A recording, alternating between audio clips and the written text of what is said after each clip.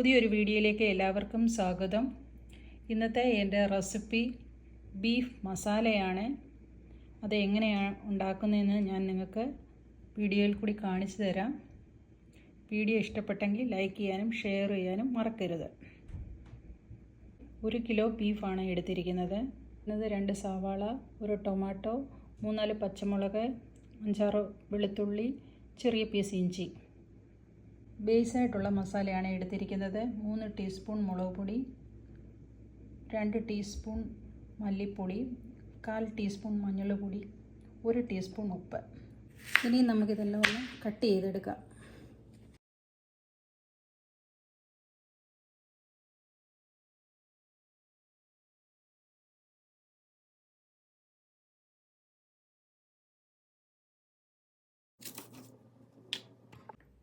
എല്ലാം കട്ട് ചെയ്തെടുത്തിട്ടുണ്ട്.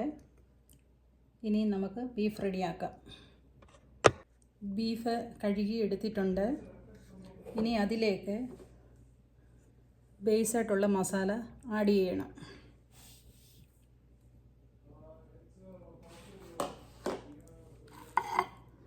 അതിനുശേഷം പകുതി ഇഞ്ചി, പകുതി വെളുത്തുള്ളി,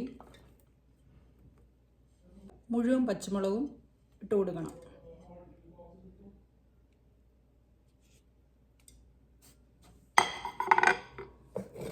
എന്നിട്ട് നമ്മൾ നല്ലതായിട്ടൊന്ന് ഇളക്കണം. ബീഫിനകത്ത് ഓൾറെഡി വെള്ളമുണ്ട്, അതുകൊണ്ട് തന്നെ നമ്മളിതൊന്ന് നല്ലതായിട്ടൊന്ന് ഇളക്കി കൊടുത്താൽ മതി. വെള്ളമൊന്നും ഒഴിക്കേണ്ട കാര്യമില്ല. എന്നിട്ട് ഇതുപോലൊന്ന് പൊത്തിയിട്ട് ഒരു 10 മിനിറ്റ് വെച്ചാലും നല്ലതാണ്. ഇതുപോലൊന്ന് വെക്കണം, നല്ല മസാലയൊക്കെ ഒന്ന് പിടിക്കാൻ വേണ്ടിയിട്ട്. മീഡിയം ഫ്ലെയിമിൽ വെച്ച് 3 വിസിലടിച്ച് എടുക്കണം. ചൂടായ പാനിലേക്ക് ആവശ്യത്തിനുള്ള എണ്ണ ഒഴിച്ചു കൊടുക്കണം. അതിനുശേഷം വെളുത്തുള്ളി, ഇഞ്ചി ഇട്ട് കൊടുക്കണം. എന്നിട്ട് നല്ലതൊന്ന് ഇളക്കി കൊടുക്കണം. അതിൻ്റെ പച്ചപ്പൊക്കെ മാറിയതിന് ശേഷം ഒണിയൻ ഇട്ട് കൊടുക്കണം, ഉള്ളി ഇട്ട് കൊടുക്കണം.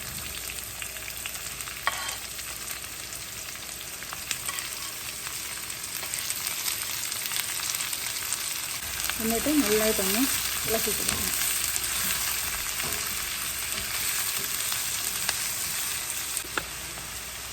അതിൻ്റെ പച്ചപ്പൊക്കെ മാറിയതിന് ശേഷം ഒരു 1/2 ടീസ്പൂണ് ഉപ്പിട്ട് കൊടുക്കണം.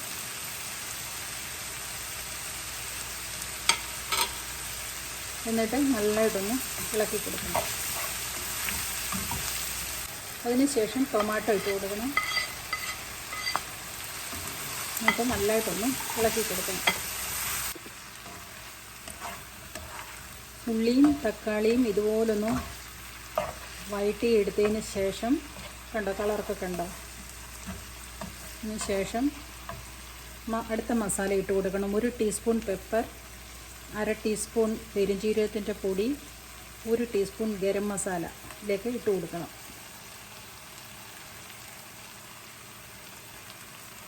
എന്നിട്ട് നല്ലതായിട്ടൊന്ന് ഇളക്കണം.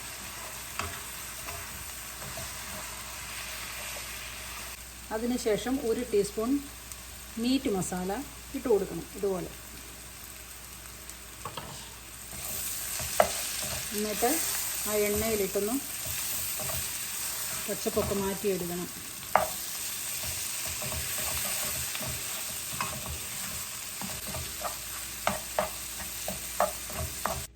ഇനി അടുത്തതെന്ന് വെച്ചാൽ നമ്മൾ റെഡിയാക്കി വെച്ചിരിക്കുന്ന മീറ്റ് ഇതിലേക്ക് ആഡ് ചെയ്യണം.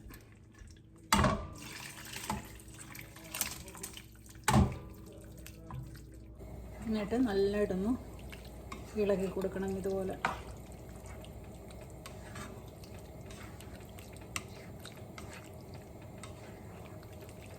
ഇനി നമ്മൾ ഈ മസാലയിൽ കിടന്ന് നല്ലതായിട്ടൊന്ന് വേകണം, നല്ല അതിൻ്റെ ടേസ്റ്റൊക്കെ കിട്ടത്തുള്ളൂ. ഉപ്പ് ടേസ്റ്റ് അനുസരിച്ചാണ്. ഈ സമയത്ത് ഉപ്പും ചെക്ക് ചെയ്യാൻ സാധിക്കും. ബീഫൊക്കെ റെഡി ആയിക്കൊണ്ടിരിക്കുന്നു, നല്ല ടേസ്റ്റിയാണ്. ഇനി നമ്മൾ ഇതിനകത്തിലേക്ക് കടുക് വറുത്ത് ചേർക്കണം. കടുക്, കറിവേപ്പില എല്ലാം കൂടെ ചേർത്തിരിക്കണം.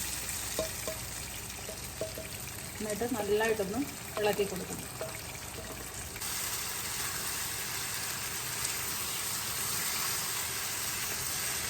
ബീഫിന് ശകലം ഫാറ്റ് കൂടുതലാണ്, അതുകൊണ്ട് ഞാൻ ശകലം മല്ലിയിലയും കൂടി ഇട്ട് ഇതുപോലെ ഇളക്കിയെടുക്കുകയാണ്.